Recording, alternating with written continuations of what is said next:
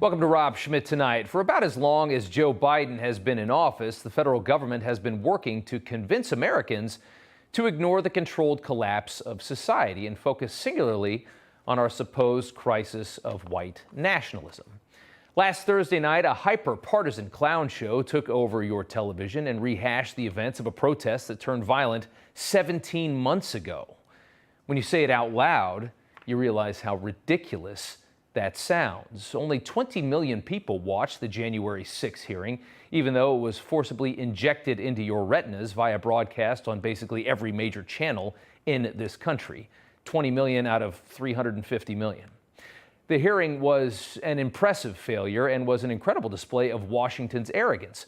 Political elites still obsessing over the one time things got real. Expecting people who live in cities that are every single day more violent than January 6th to care about that one time 17 months ago when they got really scared.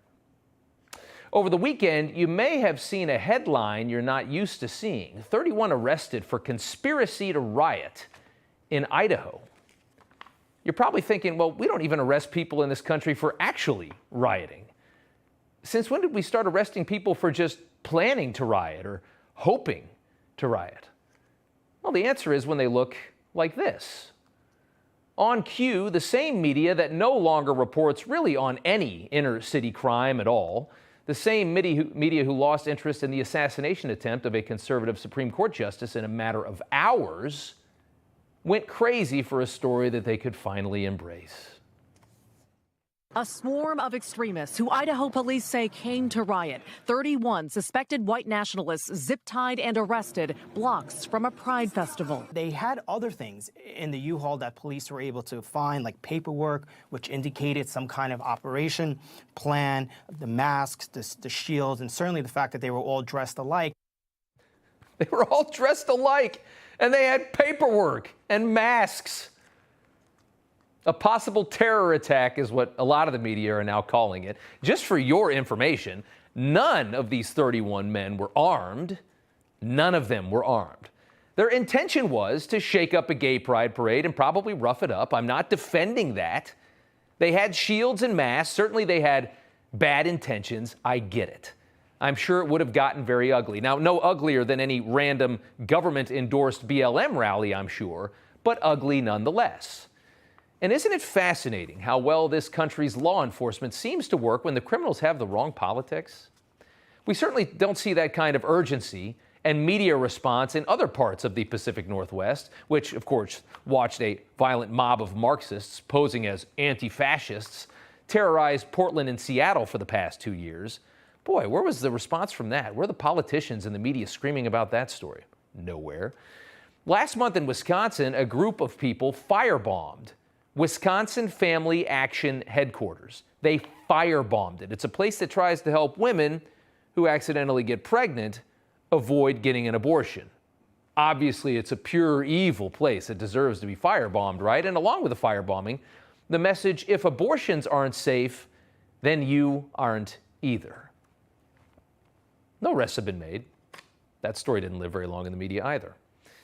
In Michigan, the FBI was so concerned that a group of white Republican voting men were going to escalate their justifiable anger against the state's insufferable hypocrite governor, Gretchen Whitmer, that the FBI actually helped convince them to plan the crime. And then they turned around and arrested them for conspiracy again. Yes, maybe they wanted to do something. Let's arrest them. Sure doesn't fit with the way they handle crime on the other side, does it? One of the biggest problems this country has is our institutions becoming politicized, and law enforcement, of course, is the very latest. The politics of the offender are now critical to the response. An angry liberal rioting and looting and burning and beating people is of absolutely no concern to America's political elite. They'll never have to deal with that problem. That's your problem.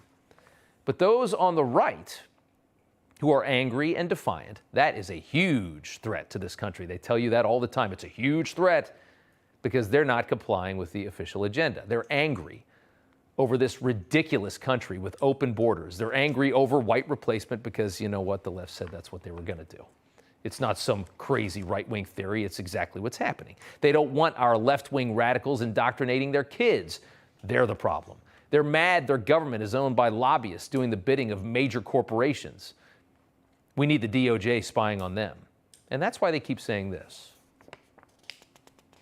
And in the FBI's view, the top domestic violent extremist threat we face comes from racially or ethnically motivated violent extremists, specifically those who advocate for the superiority of the white race. And we won't ignore what our intelligence agencies have determined to be the most lethal terrorist threat to the homeland today. White supremacy is terrorism. It's amazing they can even do it with a straight face. Ignore the collapse of our sophisticated and once strong society, evidence of which we see every single day, especially in our culture. Ignore the rot of inner cities, dozens of kids and teens killed every single night, all summer long in inner cities all across the country. Ignore that. Of course, ignore that. Why would you care about that? Ignore Marxist anarchy. Ignore political, racial, and gender tension brought to a boiling point by left-wing rhetoric that is absolutely absurd.